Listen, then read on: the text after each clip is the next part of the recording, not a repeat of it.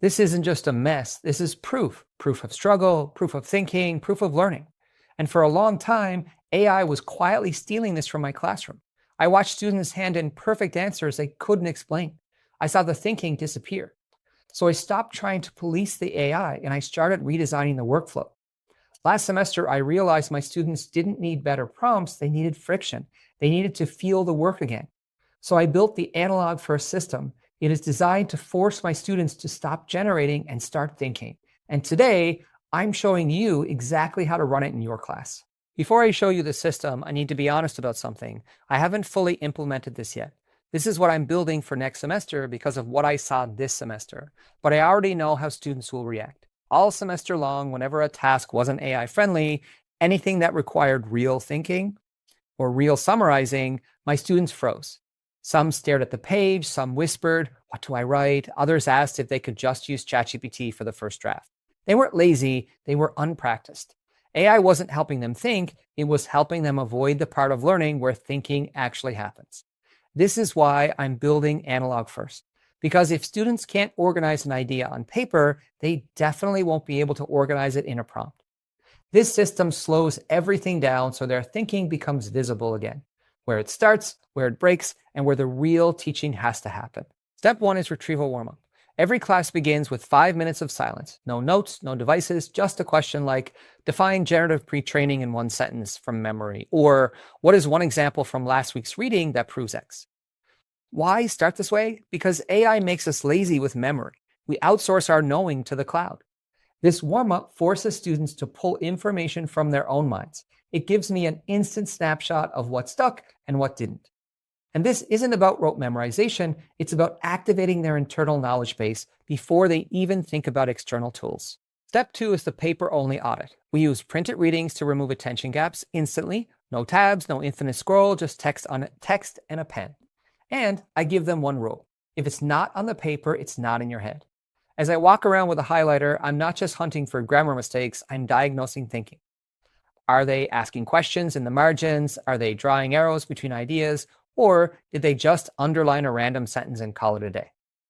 This is where I see the gaps immediately. Most students struggle to summarize without a bot doing it for them.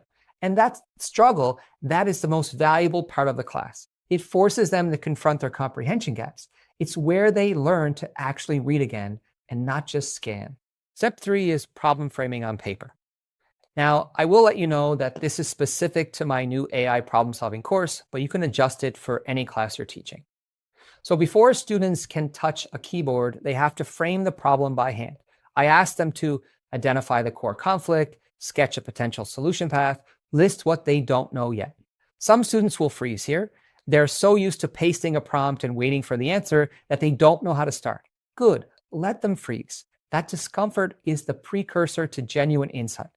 We sit in that friction until they break through it themselves, building the resilience and problem-solving muscles AI cannot replicate. Step 4 will be discussion. No AI will be allowed until students can explain their ideas to a human partner. If they can't explain their idea to someone sitting next to them, they're not ready to explain it to an LLM. When students explain ideas out loud, you hear the hesitation. You hear the I think.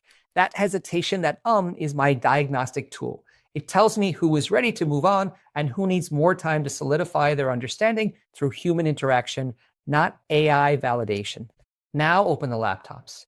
This is the moment where everything changes, because once students have struggled, once they have drafted their ideas, their interaction with AI becomes completely different. They won't ask, write this for me. They'll ask, here's my logic, where's the flaw? Or here is my draft, how can I make this argument stronger? AI shifts from being a replacement to a critic, from a crutch to a thinking partner. And that's the goal. I didn't build this system on a hunch. I built it because of a glitch. Last semester, amidst a sea of generic AI answers, one student stopped.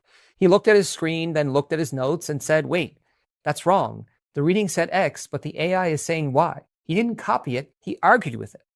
That was the moment I realized he wasn't outsourcing his thinking, he was using his brain to audit the bot. That shouldn't be an accident. That should be the standard.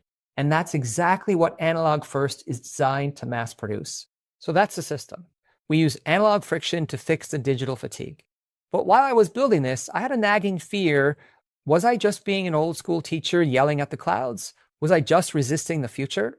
So I stopped guessing. I went looking for the hard data on what AI is actually doing to our students' cognitive development.